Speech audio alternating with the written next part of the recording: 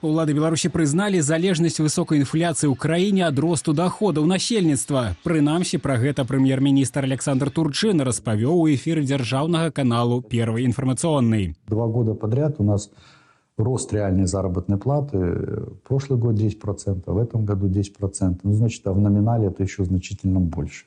Поэтому это не может не влиять на себестоимость продукции, ну и, соответственно, на уровень цен. Са словаў Турчына, сёння заробкі складаюць каля чвэрці сабекошту тавараў, што вырабляюць беларускія прадпрыемствы. Таксама, паводле кіраўніка ўраду, на рост коштаў уплываюць вонкавыя фактары. Ён назваў гэта імпартаванай інфляцыяй. Прадукты і тавары даражэюць па ўсім свеце, што, адпаведна, выклікае іх падаражэнне ў Беларусі. У сельскай гаспадарцы інфляцыю разганяе неўраджайны год. Да прыкладу, яблыкаў сёлета сабралі ўдвая менш, чым летась. Адсюль і кошты, што шакуюць айчынных пакупнікоў. І вже цяпер з намі у студыі з'явіўся Александр Кнырович, прадпрымальнік, блогер, вядоўца праграмы «Атмасфера» на нашым тэлеканале. Добрый вечар. Вітаем вас. Добрый вечер. Пачнем з заробка. Паведамілі, што намінальны налічаны сярэдні заробак, то бок той, які яшчэ да падаткаў, зменшыўся на 9, ну, амаль на 10 рублёў. Пры гэтым традыцыйна мы не маем тлумачэння, у чым прычына.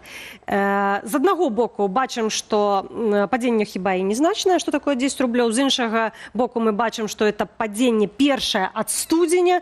Ну то ўсё ж такі, у чым прычына і як далей? Ну, прычына цалкам спынення беларускай эканомікі, таму што мы бачым, што за вось гэтыя 8 месяцаў бягучага года зараз рост эканомікі ён яшчэ назіраецца 1,6%, але вялікая частка гэтага роста, гэта ростка яшчэ 24-го года, таму няма росту эканомікі, і тое, што зараз прыпыніліся рост заробкаў, ён на 0,3%, але ўсё ж такі прыпаў, гэта здаровая з'ява. Як не дзіўна гэта чуць, канешне, гледачам, але гэта здаровая з'ява, таму што раней мы бачым, як на 10% разагналі заробак пры вельмі малым росце эканомікі, вельмі малым, амаль нулевым. І, канешне, гэты рост, які быў ненатуральны, павінен быў выклікаць інфляцыю. Мы назіралі вялікую інфляцыю ў Беларусі по прадуктах харчавання амаль 10%, і таму зараз тое, што спыняецца заробак, гэта здарова, і гэта тое, аб чым казаў і Турчин, калі казаў пра нейкі баланс у эканомікі. Таму гэта тое, што можна толькі вітаць у эканоміцы. А пра што сведчаць усё ж такі Белстат падаў звесткі пра інфармацыю ў пэўных галінах, гэтак зніжэнне адбылося ў гандлі, фінансавай і страхавой дзейнасці. Вось якімі фактарамі менавіта гэта можа быць умоўлена? Ну, трэба разглядаць кожную галіну паасобку, і мы разумеем, што калі ў гандлі у нас працуюць некалькі сотен тысяч чалавек, то ў страхавой дзейнасці гэта ўсё ж такі, ну, 1000, можа быць, 2, можа быць, 3, таму ўсё ж такі страхавая дзейнасць не з'яўляецца такім паказнікам. А то, што у гандлі спыняецца, ну, мы бачым таксама, што калі раней гандаль у нас разганяўся, ён шоў наперадзе, то зараз ён трохі прыпыніўся, і мне падаецца, што гэтыя суадносіны паміж сабой, ну, такія адэкватныя, роўныя, можна сказаць, з пункту гледжання спынення гандлю і спынення росту заробку. Пэўны рост быў у авіяцыі і транспарце, ці гэта звязана з сезонам, і што далей тады чакаць зноў падзення ў гэтых сферах заробкаў? Ну так, канешне, калі мы кажам пра транспарт, то гэта галіна, якая ўключае ўсе віды транспарта, у тым ліку і авіяцыя, таму звяртаючы ўвагу на авіяцыю, дзе сапраўды вялікі рост, там 1500 рублёў рост заробкаў, калі я не памыляюся, адразу, то гэта, канешне, сезон, гэта тое, што беларусы лёталі, дзякуй Богу, яшчэ маюць магчымасць, калі не ў Еўропу, то ў Турцыю і іншыя краіны ўсходу, лёталі ў адпачынак, і гэта паўплывала на заробкі ў гэтай галіне. Агулам, калі мы кажам, вот этот вот заробак, который ёсць сярэднім на сёння, яго мае вытрымліваць цяперашні стан эканомікі?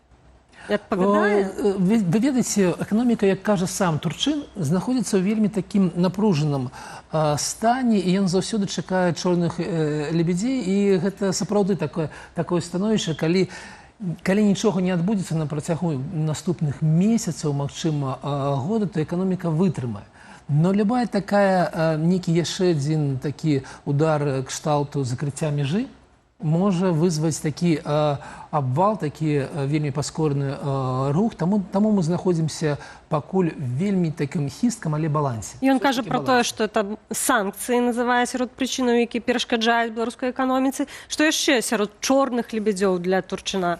Ну, ведаеце, как бы Турчын, я падкрэслю, што я адношуся к нему з павагай, таму што вось за гэтыя 8 месяцаў, якія ён прэм'ерствуе, ён ніколі не казаў нейкія бздзюры, чым адрозніваўся прэм'ер Галоўченка, які заўсёды быў аптыміст, незразумела чаму. Таму, канешне, санкцыі, ну і, канешне, становішча на нашым асноўным рынку. В эканомікі Расіі мы бачым тое, што там адбываецца.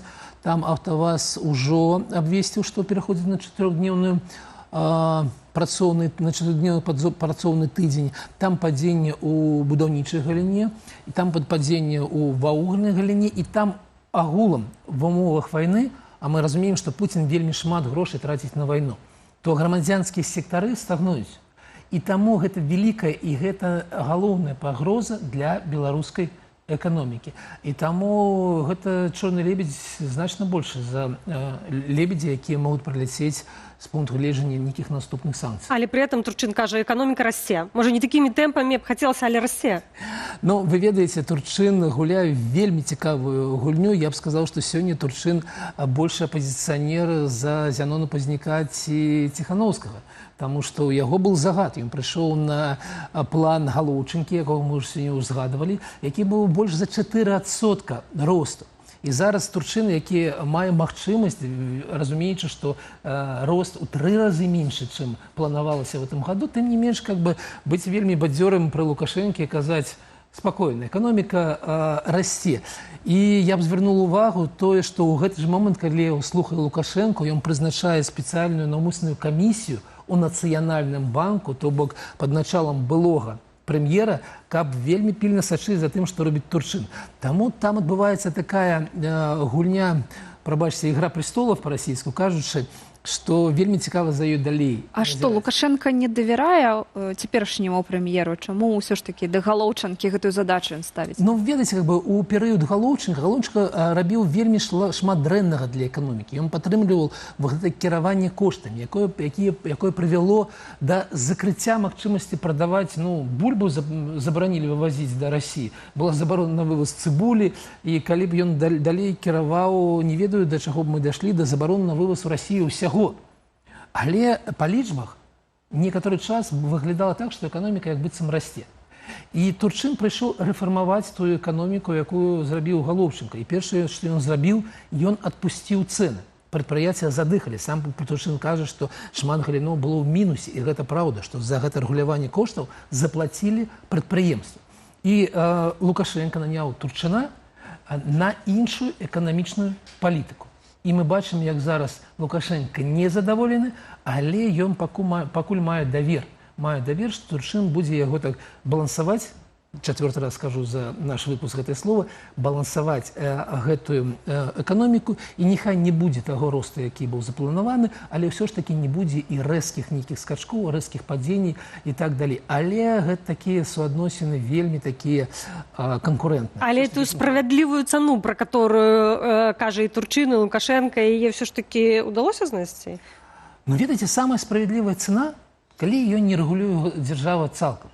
Самая справядлівая цана на рынку, калі у вас ёсць шмат прадпрыемстваў, якія прадукуюць прадукцыю, і шмат спажыўцоў. І тады рынок усталёўвае канкурэнтную цэну, і мы бачым, што, напрыклад, мы бачылі, як весну была тая бульба ў Польшы, дзе няма рэгулявання коштаў, была значна танней за бульбу ў Беларусі.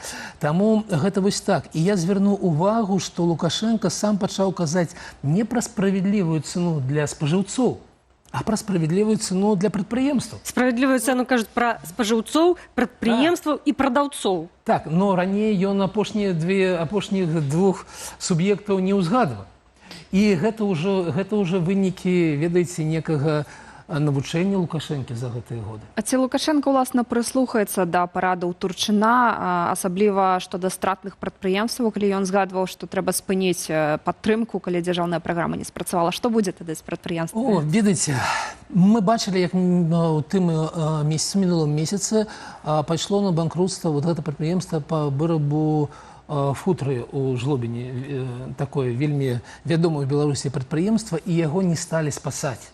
Магчыма, гэта такі новы тренд, калі ўсё ж такі расплюшыўшы вочы, і ўсё ж такі аб чым кажа Турчын? Аб тым, што калі прадпрыемства адзін раз далі грошы, другі раз далі грошы, і гэта не ўплывае на яго эфектыўнасць, ўсё ж такі трэба спыніць гэтую падтрымку. Калі Лукашенко з гэтым пагадзіцца, то гэта будзе некая новая эра ў беларускай эканоміцы, у той часті, якая з'яўляецца дзяржаўнай. Але ў мяне пытанне, што ён будзе рабіць з беларускімі каўгасамі, з якіх 2/3 не аддаюць грошы, ніколі не вяртаюць ніякія крэдыты. Гэта вялікае пытанне, і гэта пытанне іх адносін паміж сабой, я не ведаю адказу на яго сёння. Яшчэ, дарэчы, я звярнула ўвагу, што Турчын называе галіны, якія могуць паспрыяць паляпшэнню сітуацыі в эканоміцы, это турызм і IT-сфера. У чым тут закладзены той самы імпульс, які можа даць развіццю? Калі называю Турчына рэвалюцыянерам і галоўным апазіцыянерам, то звернем увагу і на гэты пойнт, таму што ён кажа аб тым, што не трэба ўсё ставіць на матэрыяльную гэтую вытворчасць. Не МАЗ, и не Атлант, и не Белшина у нормальной экономицы з'яўляюцца такими драйверами роста. У нормальной экономицы, кажа, ён нематэрыяльныя галіны, то бок паслугі у першую чаргу развіваецца. Ён прыводзіць прымер турызма, да якога стаўлюся з вялікім недаверам. Беларускі турызм, все ж таки, мне падаецца, Беларусь не турыстычная краіна. Але беларуская IT, якое страціла за гэтыя годы пасля 22-го года амаль траціну, гэта сапраўды магчымасць для вельмі хуткага росту, і ён тут мае рацыю. Цалкам Турчын адукаваны, не магу ніяк ставіцца да яго палітычных поглядаў, мы іх не знаем, але тое, што ён прафесійны і нармальны эканаміст, гэта сапраўды так, і ён можа падтрымаць беларускую эканоміку. Мы сёння таксама запытвалі ў нашых гледачоў, якія ў іх чаканні адносна эканамічнай сітуацыі, ці разлічваюць на рост даходаў, за гэта выказалася 10%, ці сітуацыя будзе пагарчацца, большасць, уласна, зазначыла гэты варыянт 67%, чакаю стабілізацыю эканомікі 9%, і ўсё і так стабільна, 14% нашых гледачоў прагаласавала так. А на ваш погляд, якія тэндэнцыі паўплываюць на беларускую эканоміку, што будзе, чаго чакаць? Вот усё стабільна, 16%, я думала, будзе менш. Ну, а я бы чакаў больш.